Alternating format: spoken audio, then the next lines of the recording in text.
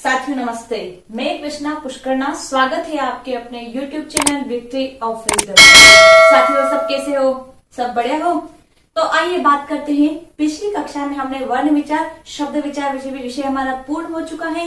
शब्द विचार से जो 10 वर्ष के अंतर्गत जो भी महत्वपूर्ण प्रश्न थे उन पर हमने चर्चा कर ली थी। अगर शब्द विचार और वर्ण विचार विषय से आपको कोई भी दिक्कत आई हो तो आप मुझे बताइए, मैं उसको आगे की वीडियो में आपको पूरी तरह से बताऊंगी। आज हम बात करते हैं जो शब्द विचार टॉपिक जो हमें पढ़ा था, उसमें पढ़ा था प्रयोग के आधार पर शब्दों के भेद दो पढ़े थे। पहला पढ़ा था हमने विकारी और दूसरा पढ़ा था अविकारी। आप याद करिए, आपको याद होगा। पहला पढ़ा था हमने विकारी और दूसरा पढ़ा था अविकारी। याद आया कुछ? विकारी और अविकारी, इसके बारे में मैंने आपको शब्द पढ़ाया था। तो आइए बात करते हैं विकारी शब्द क्या होते हैं। नाम से पता चल रहा है विकार उत्पन्न हो जाता है। क्या होता है? विकार। अब ये बताओ साथियों कि विकार किस किस के कारण उत्पन्न होता है? विकार किसके कारण उत्पन्न होता है? तो मैंने बताया था विकार जो उत्पन्न होता है वो होता है लिंग के कारण, वचन के कारण।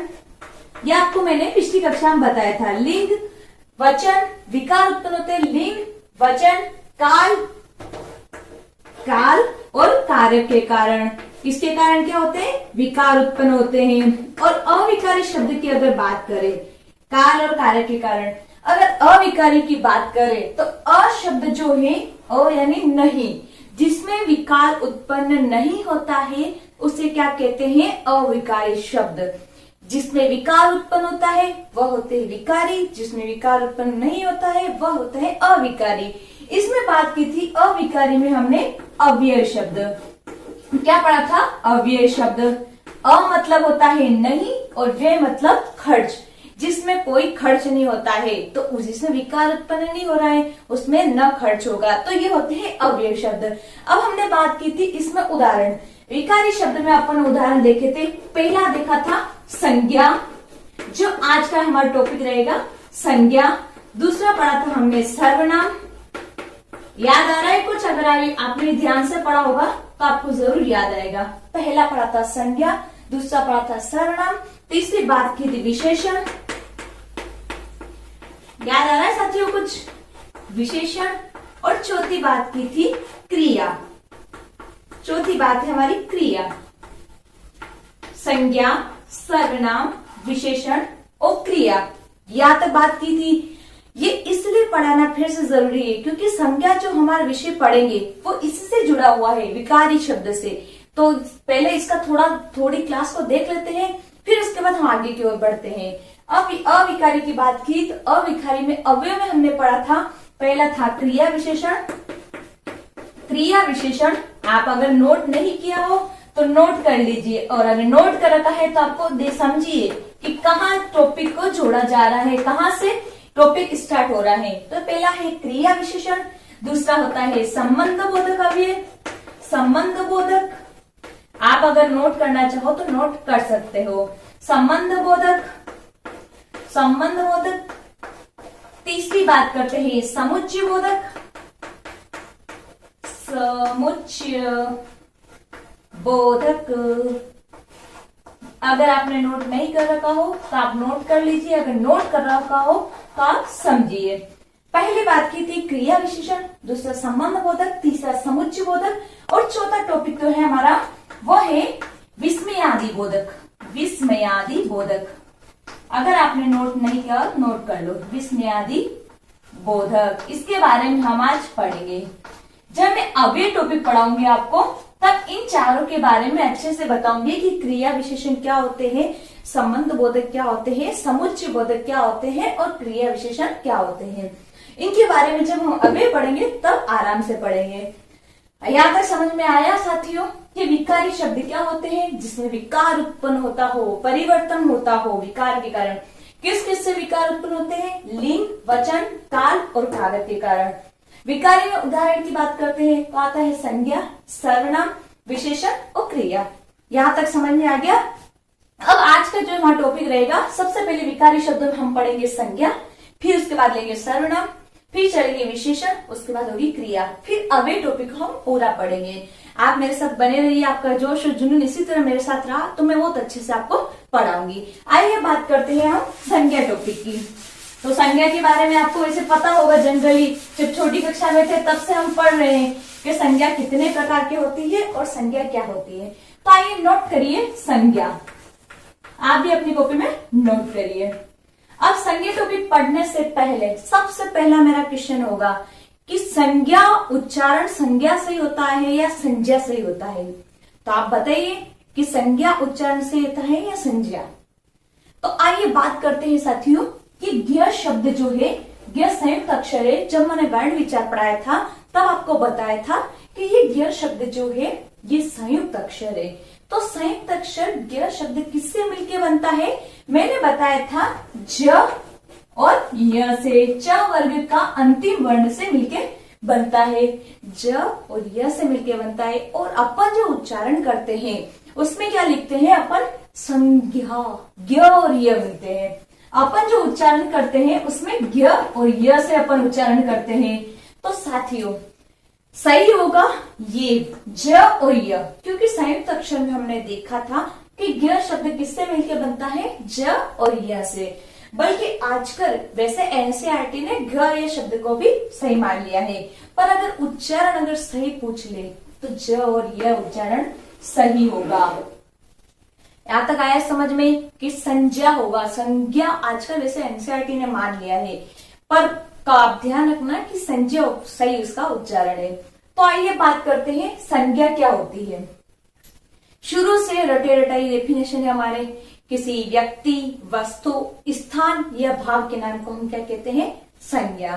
तो आइए साथियों देखते हैं कि मतलब क्या, मतलब संज्ञा का मेन मीनिंग क्या होता है। तो अब बात करते हैं इस ब्रह्मांड में, इस पूरे ब्रह्मांड में हर एक वस्तु संज्ञा है। अपन बात करें तो किसी व्यक्ति में आप हो गए, मैं हो गई, पूरा मनुष्य जिसमें सब आते हैं, लड़का लड़की। इसके अलावा हमारी जो पृथ्वी है इस पे सजीव निर्जीव जो भी गतिशील है, जो भी स्थिर वस्तु है, सब किसमें आते हैं? सब संज्ञा आते हैं। जैसे वस्तु बात करते हैं, वस्तु में जैसे पंखा हो गया, घड़ी हो गई, खिड़की हो गई, ब्लैक बोर्ड हो गया, ये सब क्या आते हैं? संज्ञा। उसके बाद किसी व्यक्ति, वस्तु, स्थान की बात करें तो जैसे उदयपुर हो गया, जयपुर हो गया, जोधपुर हो गया, ये सब स्थान जहां हम जा सकते हैं, देख सकते हैं, तो ये हो गया स्थान। उसके बाद भाव जो होते हैं वो अदृश्य होते हैं, जो हमें दिखाई नहीं देते हैं। जैसे भाव में बात करें तो सुख, जैसे मैं बहुत सुखी हूँ, ये मेरे मन की भावनाएं हैं, तो वो आपको दिखाई नहीं देती है। तो आइए नोट करते हैं किसी व्यक्ति, आप नोट करिए, किसी व्यक्ति, वस्तु, स्थान और भाव। पूरा ब्रह्मांड में कोई भी चीज देख लो, अपन सजीव देख लो, निर्जीव देख लो, गतिशील देख लो, स्थिर देख लो, दृश्य देख लो, अदृश्य देख लो, जो आंखों से दिखाई देती है, अदृश्य जो दिखाई नहीं देती है। जैसे अपने भाव कभी दिखाई नहीं देते, सुखी दुखी ये भाव कभी दिखाई नहीं देते। तो सारी वस्तुएं क्या होती है? संज्ञा। तो आइए नोट करिए, किसी व्यक्ति, वस्तु, स्थान और भाव के नाम को हम क्या कहते हैं? संज्ञा। अब साथियों इसमें बात करते हैं व्यक्ति में जैसे बात की मैं, आप मुझे देख पा रहे हो, मैं आपको लाइव देख पा रही हूँ। उसके बाद सारे व्यक्तियों, ब्रह्मांड के जितने भी लोग, सबका नाम नहीं जान सकते पर सबको देख तो सकते हैं। तो किसी व्यक्ति, उसके बाद वस्तु, कोई भी, जैसे पंखा हो गया, ब्लैकबोर्ड आप देख रहे हो, मैं हाथ में घड़ी पहन रखी, सब चीजें हम देख पा रहे हैं। उसके बाद स्थान, जैसे स्थान की बात करते हैं तो जयपुर जा सकते हैं, हम देख सकते हैं, जोधपुर, उदयपुर, सब जगह हम जा सकते हैं और देख सकते हैं। तो ये तीनों चीजें क्या हो गई? दृश्य चीजें। आप नोट करिए, तीनों चीजें क्या हो गई? दृश्य। उसके बाद भाव को आप देख सकते हो, मैं सुखी हूँ, मैं दुखी हूँ, मैं गरीब हूँ, मेरा बचपना है, तो भाव को हम नहीं देख सकते हैं, आंखों से देख नहीं सकते हैं। तो भाव क्या होगा? अदृश्य वस्तु। तो आप नोट करिए, अगर आपको समझ में नहीं आ रहा हो तो आप मुझे कमेंट बॉक्स में बताइए। तो किसी व्यक्ति, वस्तु, स्थान और भाव के नाम को हम क्या कहते हैं? संज्ञा कहते हैं। आए यहाँ तक समझ में? व्यक्ति में सब व्यक्ति आ गए, सारे जितने भी ब्रह्मांड में जितने भी सब हम व्यक्ति जितने भी रहते हैं उन सब वस्तु, और वस्तु, स्थान जहां हम जा सकते हैं, देख सकते हैं, और भाव जिसको हम नहीं देख सकते हैं। तो किसी व्यक्ति, वस्तु, स्थान और भाव के नाम को हम क्या कहते हैं? संज्ञा कहते हैं। आए यहाँ तक समझ में? तो आप अगर डेफिनेशन लिखना चाहो, वैसे डेफिनेशन परिभाषा याद करने के लिए होती है। वहां आपको क्वेश्चन बनेगा कि संज्ञा के प्रकार, संज्ञा के प्रकारों में आपको बताना पड़ेगा कि इसमें कौन सी संज्ञा है। परिभाषा याद करने से कुछ नहीं होता। परिभाषा एक अपनी संतुष्टि के लिए होती है, आत्म संतुष्टि के लिए। परीक्षा में आपको परिभाषा नहीं पूछी जाती है। फिर भी आप परिभाषा से समझोगे तो बहुत जल्दी समझ में आएगा। तो साथियों, किसी व्यक्ति, वस्तु, स्थान और भाव के नाम को हम क्या कहते हैं? संज्ञा। यहां तक आए समझ में? अब बात करते हैं हम संज्ञा के प्रकार। आगे की बात करते हैं संज्ञा के प्रकार। आप नोट करिए कॉपी में, संज्ञा के प्रकार। अगर यहां तक समझ में नहीं आए हो तो आप मुझे बताइए। आगे की बात करते हैं हम संज्ञा के प्रकार। जी साथियों, आपको बहुत मेहनत करने की जरूरत है। सतत प्रयास ही सफलता का मूल मंत्र है। आपको लगातार पढ़ना होगा, बिना पढ़े कुछ नहीं हो सकता। तो आपको लगातार पढ़ते रहिए मेरे साथ। तो आइए देखिए, हम पॉइंट पे चलते हैं। संज्ञा के प्रकार। आज का सबसे मेन पॉइंट हमारे ये रहेगा कि संज्ञा के प्रकार कितने होते हैं। तो आप बताइए मुझे सबसे पहले कि संज्ञा के प्रकार कितने होते हैं। जी, कोई 3 बता रहा है, कोई 5 बता रहा है। तो साथियों, आज हम बात करते हैं संज्ञा के प्रकारों के बारे में। तो मैं बताती हूँ, संज्ञा के मूल रूप से 2 प्रकार होते हैं। अब आप कहोगे कि नहीं, हमने तो 5 पढ़े, हमने 3 पढ़े। तो पहले हम बात करते हैं संज्ञा के 2 प्रकार। पहली यथार्थवाचक। अब आप कहोगे हमने तो 5 पढ़ी, कोई कहेगा मैंने 3 पढ़ी। तो पहले एक बार ये नोट करिए, यथार्थवाचक जिसको हम कह सकते हैं वास्तविक। आप नोट करते जाइए अपनी कॉपी में, यथार्थवाचक, वास्तविक, मूर्त या प्रत्यक्ष। आप नोट करिए अपनी कॉपी में, फिर मैं आपको बताती हूँ। यथार्थवाचक, वास्तविक, मूर्त या प्रत्यक्ष। और इसमें बात करते हैं तो अप्रत्यक्ष, अवास्तविक, अवास्तविक, अवास्तविक या अप्रत्यक्ष, अप्रत्यक्ष या अदृश्य। ये दृश्य होती है या अदृश्य होती है। आप नोट करते जाइए। 2 प्रकार की संज्ञा होती है, एक तो यथार्थवाचक, वास्तविक, मूर्त, अप्रत्यक्ष। ये होती अवास्तविक, अप्रत्यक्ष, अदृश्य। यह अपन बात करते हैं तो अमूर्त। यहां तक आया। सबसे पहले बात करते हैं अपन यथार्थवाचक। जो चीज हम देख सकते हैं, हम जिसके बारे में जिसको देख सकते हैं, जो दृश्य है। जैसे मैंने बताया, किसी व्यक्ति को हम देख सकते हैं, वस्तु को हम देख सकते हैं, किसी जगह हम जा सकते हैं। जैसे मैंने बताया था आपको, किसी व्यक्ति, वस्तु, स्थान।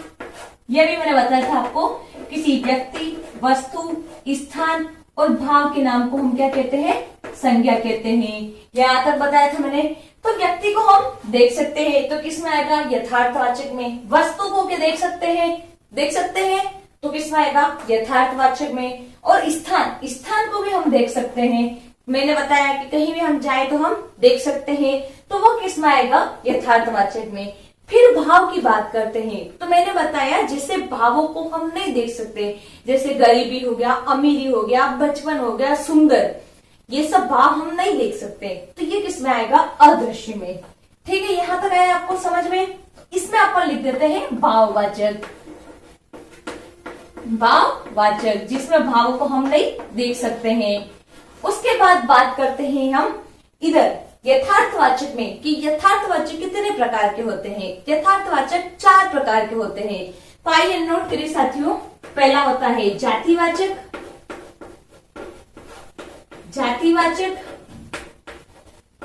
दूसरा व्यक्तिवाचक। आप नोट करिए अपनी कॉपी में, जातिवाचक, व्यक्तिवाचक, तीसरा होता है समुदायवाचक। समुदायवाचक, अगर आपको समझ में नहीं आ रहा हो तो आप मुझे बताना, मैं फिर से आपको समझाऊंगी। जातिवाचक, व्यक्तिवाचक, समुदायवाचक और द्रव्यवाचक 4 प्रकार के होते हैं। यथार्थ समझ में आया आपको? यथार्थ वास्तविक, वास्तविक कोई भी चीज हम प्रत्यक्ष देख सकते हैं, कोई भी चीज हम प्रत्यक्ष रूप से देख सकते हैं। जैसे हम बात करते हैं, व्यक्ति को हम देख सकते हैं, वस्तु को हम देख सकते हैं, स्थान को हम देख सकते हैं। तो ये कैसे हो गए? ये हो गए यथार्थवाचक या वास्तविक। नाम से देखो आप, वास्तविक या प्रत्यक्ष किसी को देखना, तो ये यथार्थवाचक, वास्तविक, मूर्त और प्रत्यक्ष सॉरी। उसके बाद बात करते हैं, सेकंड होती है अवास्तविक, अप्रत्यक्ष और अदृश्य। इसमें बात की थी हमने भाववाचक की। अब साथियों, मुझे किसी ने आंसर दिया था बहुत सारों ने कि 5 होती है संज्ञा, तो मेरे भी हो गए 5। ये हो गए पहली जातिवाचक, दूसरी हो गई व्यक्तिवाचक, तीसरी हो गई समुदायवाचक, चौथी हो गई द्रव्यवाचक और 5वीं हो गई भाववाचक। हो गई मेरे भी 5। तो आइए नोट करिए साथियों, यथार्थवाचक में 4 प्रकार की होती है। उसमें पहला होता है जातिवाचक, व्यक्तिवाचक, समुदायवाचक और द्रव्यवाचक, और अवास्तविक में होता है भाववाचक। यहां तक आया आपको समझ में? अब बात करते हैं हम समुदायवाचक। समुदायवाचक ये 2 और है, समुदायवाचक और द्रव्यवाचक। समुदायवाचक में हमारे आते हैं, आप नोट करिए, समुदायवाचक में आते हैं हमारे संगठन, कोई भी संगठन हो गया, समूह, संगठन, आप नोट करिए, संगठन हो गया, दल हो गया, तो ये सब किस में आते हैं? समुदायवाचक में। और द्रव्यवाचक में जितने भी पदार्थों के नाम है, पदार्थों के नाम, वह किस में आते हैं? द्रव्यवाचक में। पदार्थों के नाम, जैसे मैंने बताया कि 5 किलो दूध, ये सब किस में आएगा? द्रव्य में। लिक्विड कोई भी सामग्री होगी वह किस में आएगी? द्रव्यवाचक में। तो आइए बात करते हैं साथियों, सबसे पहले संज्ञा के प्रकार पढ़ रहे थे। संज्ञा के 2 प्रकार होते हैं, यथार्थवाचक या वास्तविक या मूर्त या प्रत्यक्ष। उसके बाद अवास्तविक पढ़ रहे थे, अवास्तविक, अप्रत्यक्ष और दृश्य। यथार्थवाचक 4 प्रकार के होते हैं, जातिवाचक, व्यक्तिवाचक, समुदायवाचक और द्रव्यवाचक। यहाँ तक आया समझ में? यहाँ तक कोई दिक्कत हो तो मुझे बताना। उसके बाद 5वां हो गया भाववाचक। अब अपन बात कर रहे थे समुदायवाचक और द्रव्यवाचक। समुदाय, जितने भी संगठन, अपन कहते हैं बहुत सारे संगठन होते हैं ना, एबीवीपी संगठन, बहुत सारे संगठन, शिक्षक संघ संगठन, सारे संगठन जो आते हैं वो समुदायवाचक में आते हैं। और द्रव्यवाचक, पदार्थों के जितने भी नाम, जैसे 5 किलो दूध, 5 किलो घी, ये सब किसमें आते हैं? द्रव्यवाचक में। अब आगे क्या किया, ये द्रव्यवाचक और समुदायवाचक जो है ना, ये जो संज्ञा है, इसको किसमें गिन लिया? इसको जातिवाचक में गिन लिया। इन दोनों संज्ञाओं को किसमें गिन लिया? जातिवाचक में। इसीलिए आपने पढ़ा होगा कि संज्ञा के 3 प्रकार होते हैं, व्यक्तिवाचक, जातिवाचक और भाववाचक। आए यहां तक समझ में? संज्ञा के प्रकार पढ़ रहे थे। संज्ञा के प्रकार 2, यथार्थ, वास्तविक और अवास्तविक। वास्तविक में हम पढ़ रहे थे 4 प्रकार की, जातिवाचक, व्यक्तिवाचक, समुदायवाचक और द्रव्यवाचक। और इधर है भाववाचक, जिसमें भावों को, अदृश्य, जिसमें हम देख नहीं सकते। और ये क्या होती है? दृश्य। लिख लो आप, यहाँ भूल जाओगे आप इस दृश्य। और वो होती है अदृश्य, जिसमें नहीं दिखता नहीं है हमें। उसमें बात कर रहे थे जातिवाचक, व्यक्तिवाचक, समुदायवाचक और द्रव्यवाचक। समुदायवाचक में बात कर रहे थे, मैंने बताया जितने भी संगठन हो गए, दल हो गए, ये सब किसमें आते हैं? समुदायवाचक में। और द्रव्यवाचक की बात करते हैं तो उसमें सारे पदार्थों के नाम जितने भी होते हैं वो किसमें आते हैं? द्रव्यवाचक में। अब आगे जाके क्या किया कि इन दोनों को, समुदायवाचक और द्रव्यवाचक को किसमें जोड़ दिया? जातिवाचक में। तो ये दोनों संज्ञा किसमें गिनी जाने लगी? जातिवाचक में। यहां तक आया समझ में? यहां तक आपको कोई भी डाउट हो तो आप मुझे बताओ, आप नोट कर लीजिए कि संज्ञा कितने प्रकार की होती है। संज्ञा के 2 प्रकार होते हैं। ठीक है, यहां तक समझ में आया? अब बात करते हैं हमारी जो मेन 3 है उनके बारे में बात करते हैं। अब किसी ने मुझे आंसर दिया था कि 3 होती है, बिल्कुल सही, आपका सही आंसर है, 3 होती है। 5 भी होती है, मैंने बता दिया। अब कोई डाउट नहीं रहना चाहिए कि 5 भी होती है, 3 भी कैसे होती है। अब बात करते हैं हमारी जो मेन है 3। पहली बात करते हैं व्यक्तिवाचक संज्ञा। यहां तक आया आपको समझ में साथियों? व्यक्तिवाचक, पहली होती है व्यक्तिवाचक, दूसरी बात कर रहे हो अपन जातिवाचक, जिसमें जातिवाचक में द्रव्यवाचक और इन दोनों को जोड़ लिया गया है। यहाँ तक आ रहा है आपको समझ में? व्यक्तिवाचक, जातिवाचक और तीसरी है भाववाचक। अगर नहीं आ रहा हो तो आप मुझे बताना। व्यक्तिवाचक, जातिवाचक और भाववाचक। अब साथियों मैंने आपको बताया था ये दोनों कौन सी होती है? यथार्थवाचक। यथार्थवाचक मतलब दृश्य। देखो आप, ये होती है दोनों यथार्थवाचक।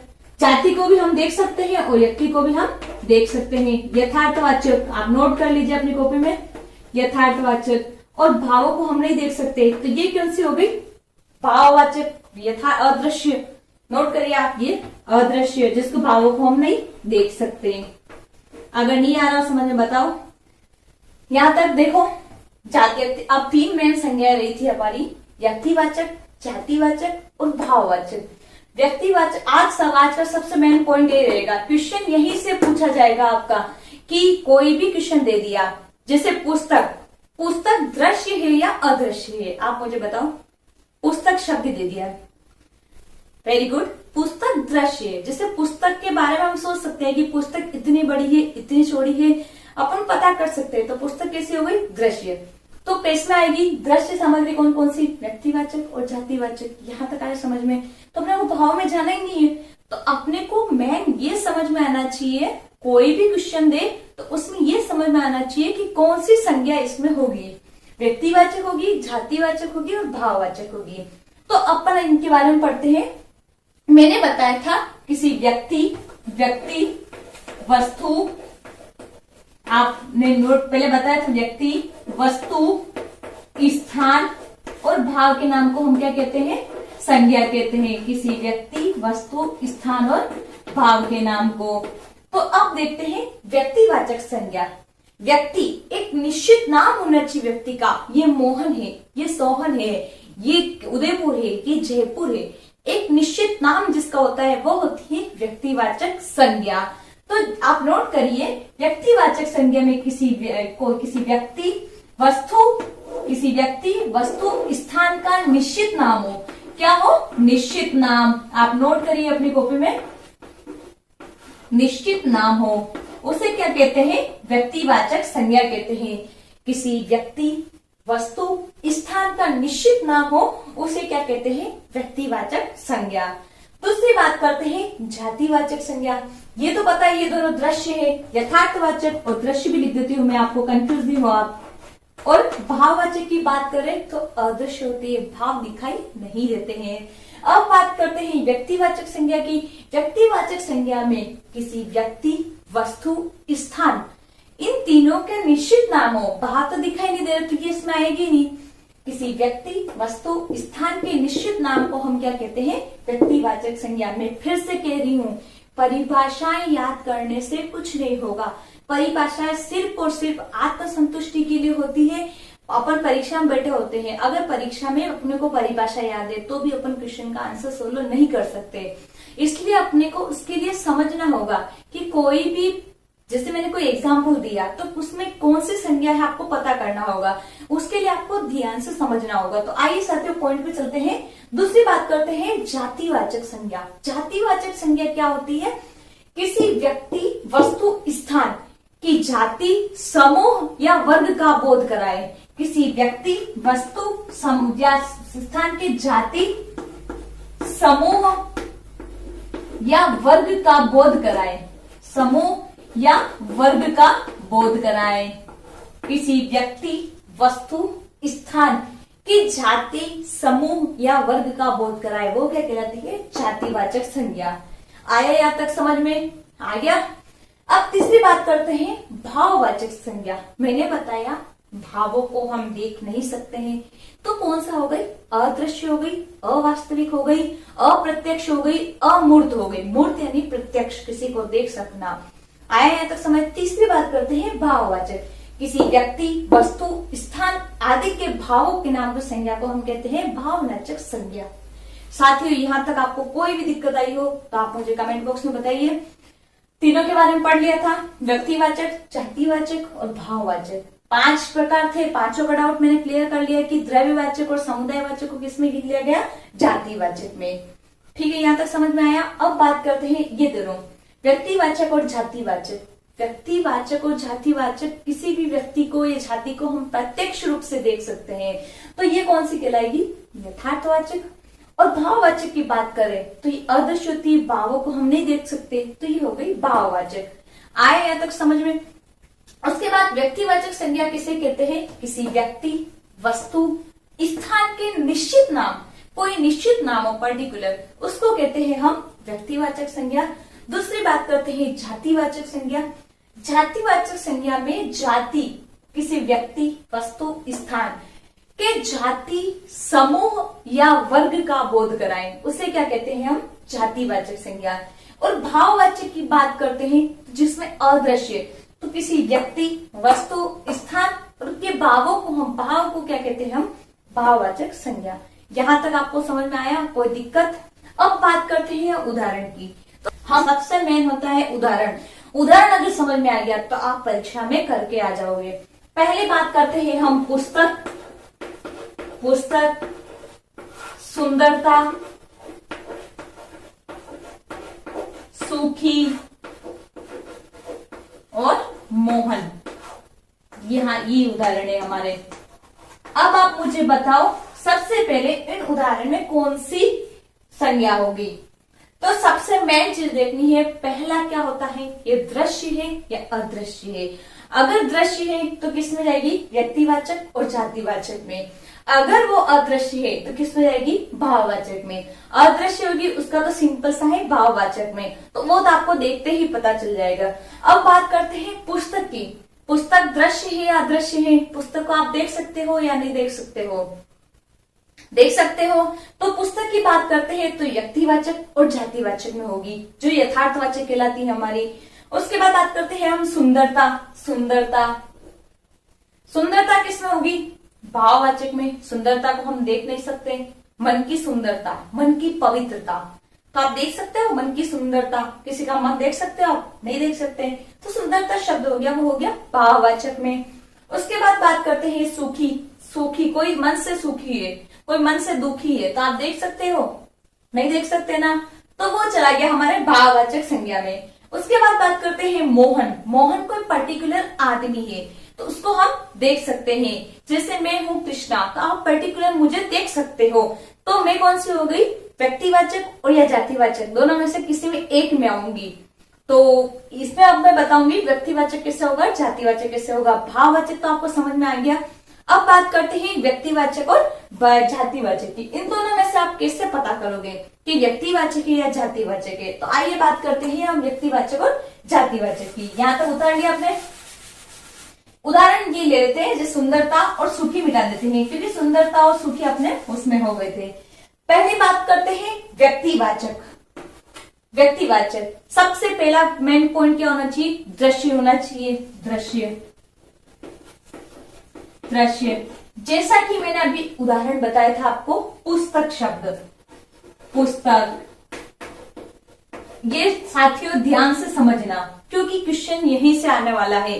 कोई भी 4 उदाहरण दे देंगे, उसमें से आपको बताएंगे कि इसमें संज्ञा कौन सी है।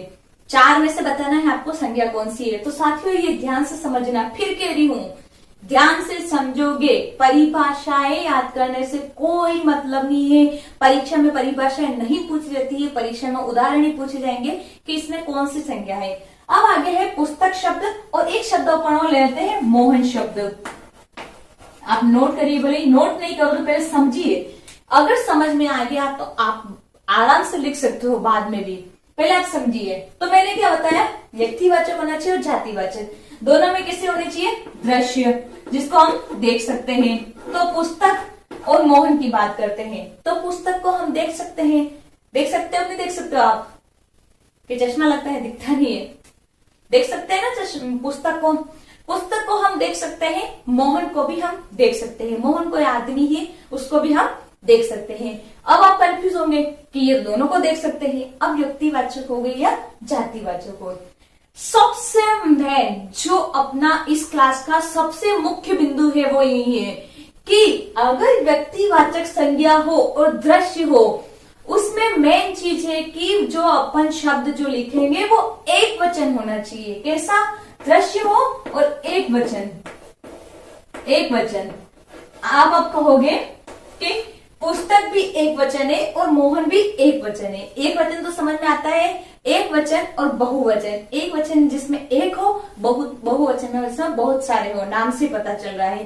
तो आप कंफ्यूज हो रहे होंगे, पुस्तक भी एक वचन है और मोहन भी एक वचन है, तो अब हम क्या सही करें।